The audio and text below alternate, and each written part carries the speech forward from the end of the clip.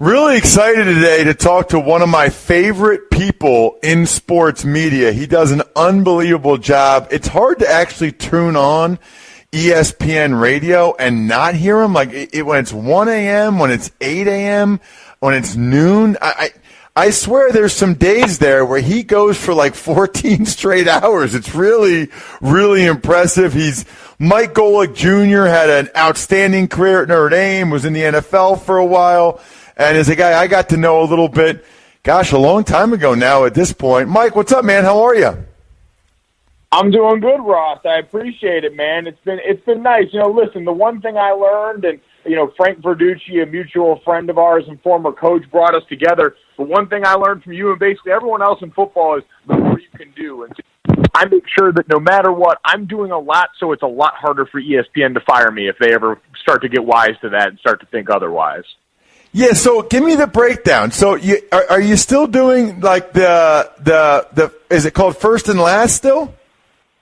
Yep, so I got First and Last, 4 to 6 a.m. The last month has been sort of weird because, in radio, the summer is not really a big ratings bonanza, so they tell everyone to take their time off, which means that I end up filling in a lot. So I get to fill in for Dad and Trey on Golic and Wingo when they're out. I've been filling in the Dan Levitard show for us on ESPN, which is 10 a.m. to noon Eastern, or to 1 Eastern.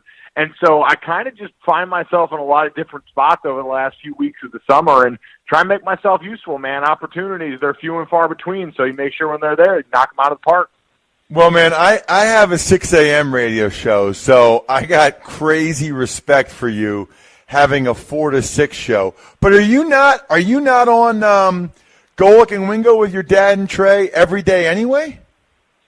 Yeah, so I do 2 hours with them every day. I go that 4 to 6 for me it's solo radio there. So I got 2 hours by myself before they get started, and then I go over there with them for the first 2 hours of their show, sort of bridge that morning gap. Dad and Trey are both, 55-plus-year-old guys. They've been doing this for a long time, so I like to think I'm the shot of espresso to start their day. I go over there, kick them in the you-know-what a little bit, make sure they're awake, and then I leave and let them do the show.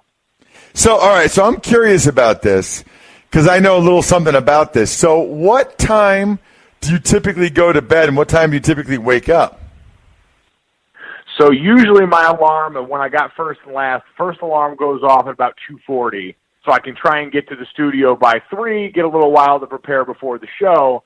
I actually go to bed usually between 11 and midnight and try and sleep after the show if I can. So I'll get a couple hours in before, not really get too deep to sleep, and then when I get home from Golic and Wingo, usually around 8:30 or 9, I'll try and sleep until noon and then get up and start my day from there. Football season's kind of an outlier because I do some college football stuff for us at ESPN, so if I'm calling a game that week, there might be meetings. If I'm filling in on College Football Live, I might have to stay after for that. But in general, I'm a two-part sleeper. I like to do a little bit at night and then a little bit in the morning. Got it. Okay. Well, you figured it out. You figured out something that works for you. That's the key.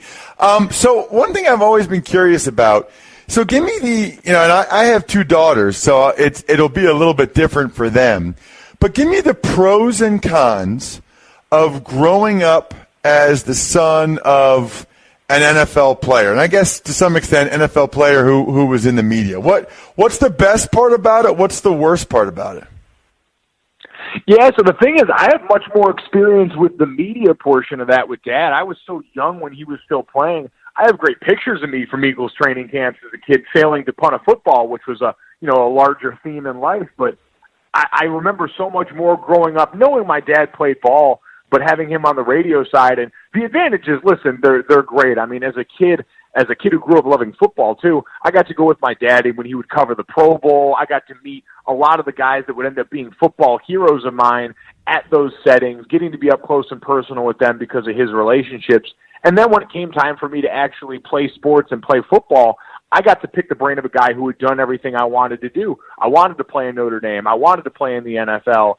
And so to have someone who's that firsthand guide, and so many guys go into the NFL or going to college and they say, find an older guy, learn the routine from him, try and pick his brain on what you need to do. Well, I grew up with that every step of the way, so the advantages for that were too many to count.